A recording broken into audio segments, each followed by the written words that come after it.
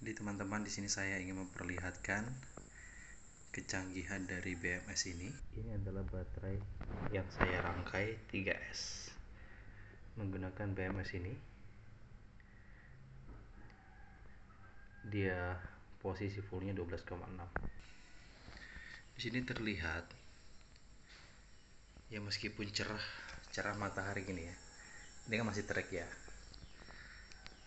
Ini dari panel kemudian diteruskan ke baterai.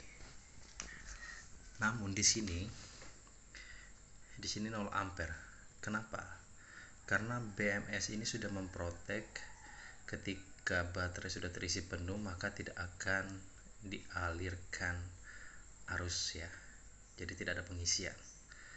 Jadi dengan BMS ini baterai sudah terlindungi ya.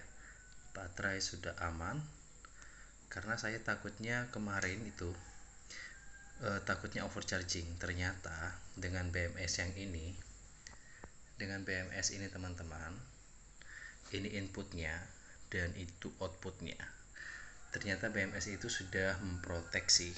Ketika sudah full maka tidak ada arus yang masuk ya. Di sini 0 ampere jelas ya, 0 watt. Ini adalah dari konversi dari panel surya yang dari sini. Tercatat di sini. Ketika saya cabut ini ya, ini kan 14 ya. Ini ketika saya cabut yang ini, saya cabut, maka baterai sebenarnya bukan ini ya. Itu anehnya baterai ini, ketika saya cek kenapa jadi 11,91, 92. Ternyata ketika begini full memang dia 11, begini 12, sekian. Tetapi kalau saya ukur di sini dia 12, sekian. Beda ya, karena kalau sudah full ternyata beda. Oke.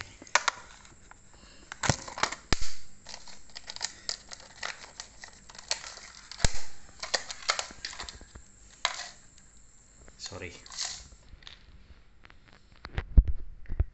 ya. Sekarang coba saya buktikan ke teman-teman ya.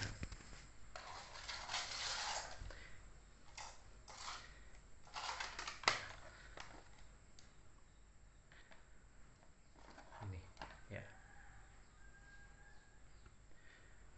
saya ukur yang di sini di casnya dia 11,95 ya. Tetapi ketika di outputnya berapa dia? 12 mana? 12,45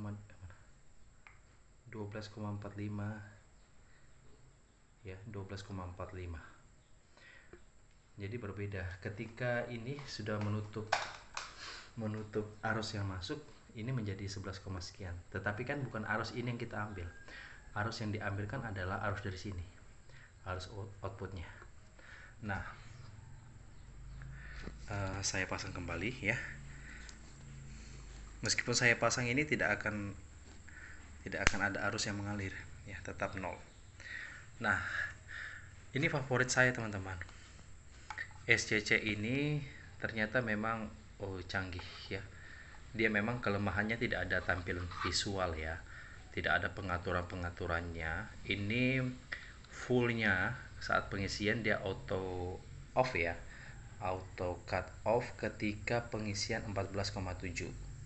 Nah, tetapi karena baterai ini 12,6, maka otomatis di cut off sama BMS ini. Meskipun belum sampai 14,7 ya, 14,7 ternyata sudah dipotong, sudah tidak bisa mengisi lagi. Nah, ini adalah yang tertulis ya, MPPT. Saya sempat lihat di YouTube, ternyata memang di dalamnya itu sudah ada roti donat seperti ini.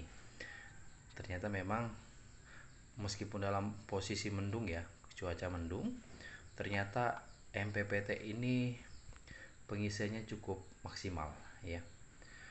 Bayangkan ini sekitar 40 ampere. 40 ampere ini jam 12 lewat sudah penuh ya. Ini maksimalnya kalau nggak salah 20 ampere aja teman-teman. Jadi kalau teman-teman pakai panel ya pakainya yang 20 ampere. 20 ampere kalau 120 ampere berarti berapa WP tuh? Ya 200-an WP ya. Jadi umpamanya satu panel 100 WP berarti bisa pakai 2 panel ya. Sekitar itu kali ya hitungannya ya. Saya mungkin tidak terlalu mahir dalam menghitung. Tetapi yang saya ingin berikan kepada teman-teman informasi mengenai BMS ini yang saya sangat idolakan ya. Saat pengisian teman-teman memang agak hangat ya, tetapi begitu sudah full penuh gitu, ini dingin kembali. Dan ini teman-teman, ini saya pakai ya, ini kan nol, tetapi ini baterai ini terhubung nih ke kabel ke lampu. Ini saya tidak matikan ya. Ini lampunya menyala dua, yang ini ada saya tidak tahu berapa watt. Nah yang itu juga mungkin kalau di total mungkin ada sekitar 10 watt kali dua lampu nih. Jadi teman-teman, ini baterai ini menyuplai lampu nih dari sana ya. Ini berantakan memang karena di belakang dapur sini saya uji coba karena kalau di rumah depan takutnya anak saya ganggu, apalagi kondisinya begini telanjang gini ya, tidak dibuatkan tempat. Baterainya juga tidak ada yang panas nih. Ini saya sudah ukur dengan litokala untuk mengambil data ampernya, dan ada yang di bawah 1000. Jadi teman-teman ya, saya semakin tertarik dengan teknologi ini ya. Saya katakan teknologi memang luar biasa ya, karena dari cahaya bisa dikonversi menjadi listrik, yang saya rasa ini menjadi energi masa depan ke depan. Apalagi ya kita mendengar informasi, mendengar berita bahwa kita akan ada krisis energi fosil ya, ceritanya seperti itu.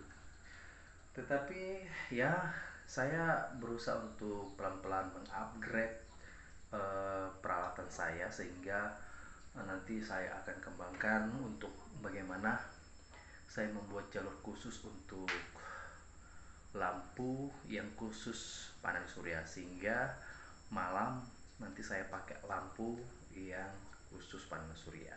Jadi itu kan bisa menghemat.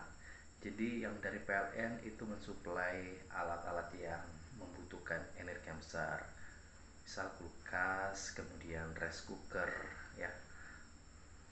Saya rasa itu aja teman-teman yang saya berbagi. Sekiranya ini menjadi informasi yang berguna bagi teman-teman ya. Terima kasih teman-teman, jangan lupa like, komen, dan share video ini ya. Thanks for watching.